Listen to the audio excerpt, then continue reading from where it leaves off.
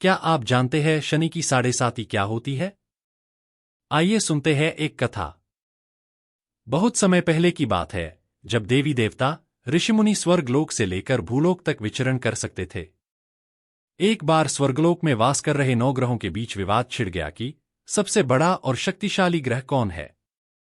विवाद जब ज्यादा बढ़ गया और नवग्रहों के आपस में विवाद होने से जनजीवन प्रभावित होने लगा, तब देवराज इंद्र ने उन्हें दरबार में बुलाया और उनकी समस्या को सुना, परंतु उनके पास भी इसका समाधान नहीं मिला। उन्होंने नवग्रहों से कहा कि आप लोग भूलोक में राजा विक्रमादित्य के पास जाएं, वे आपको इसका जवाब देंगे। नवग्रह राजा के पास पहुंचे। उन्होंने सवाल किया कि कौन सा ग्रह सबसे बड़ा और बलवान है। विक्रमादित्य पहले तो थोड़ा घबराए, फिर उन्होंने सोचा कि अगर वह कोई भी जवाब देते हैं तो ये आपस में ही लड़ बैठेंगे। इसलिए उन्होंने अपनी सूझबूझ से एक उपाय निकाला।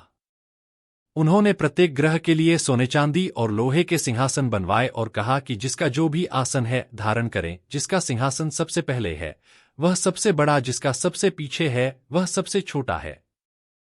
अब लोहे का सिंहासन सबसे पीछे था, जो कि शनिदेव के लिए था। लोहे का सिंहासन सबसे पीछे देखकर शनिदेव नाराज हो गए। उन्होंने विक्रमादित्य से कहा कि अरे मूर्ख, सूर्य, बुध, शुक्र एक राशि में 1 महीने रहते हैं, मंगल 1.5 महीने और चंद्रमा 2 महीने रहते हैं, बृहस्पति 13 महीने रहते हैं, लेकिन मैं एक राशि में 2.5 साल से लेकर 7-7 साल तक रहता हूं।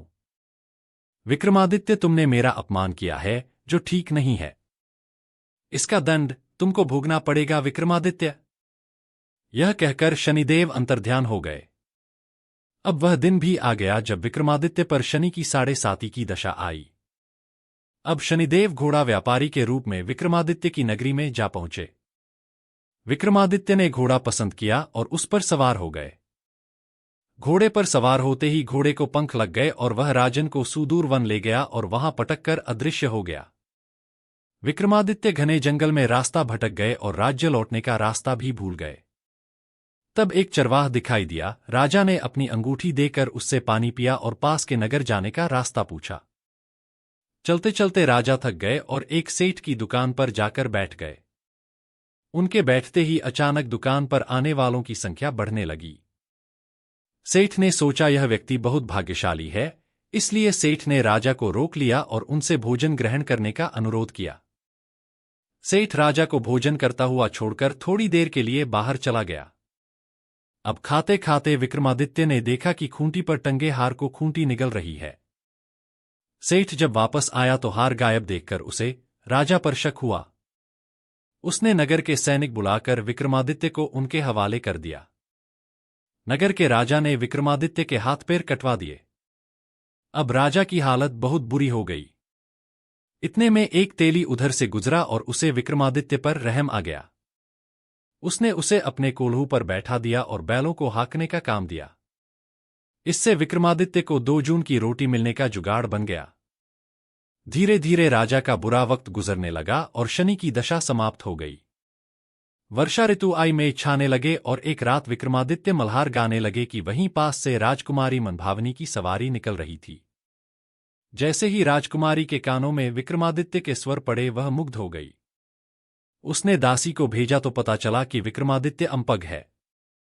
लेकिन राजकुमारी ने विक्रमादित्य से विवाह करने ही ठान ली और आखिरकार विक्रमादित्य और मनभावनी का विवाह संपन्न हो गए। विवाह के बाद राजा विक्रमादित्य और राजकुमारी तेली के घर में रहने लगे। उसी रात स्वप्न में शनिदेव राजा को दिखाई दिए और उन्होंने कहा कि राजा, तुमने मेरा प्रकोप देख लिया। मैंने तुम्हें अपने अपमान का दंड दिया है। विक्रमादित्य को सारी बातें याद आई और उन्होंने शनिदेव से क्षमा मांगी और कहा कि शनिदेव, मुझे आपकी शक्तियों का अच्छे से ज्ञान हो गया है और आपसे विनती है कि जैसे मेरे साथ किया है वैसे किसी के साथ मत कीजिएगा। तब शनिदेव ने कहा कि ठीक है, मैं तुम्हारी प्रार्थना स्वीकार करता हूं।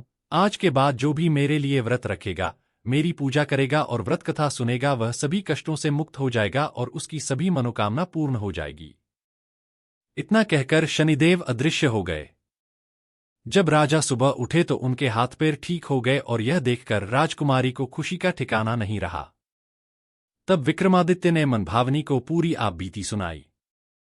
इसके बाद राजा ने अपने राज्य लौटने की इच्छा जताई।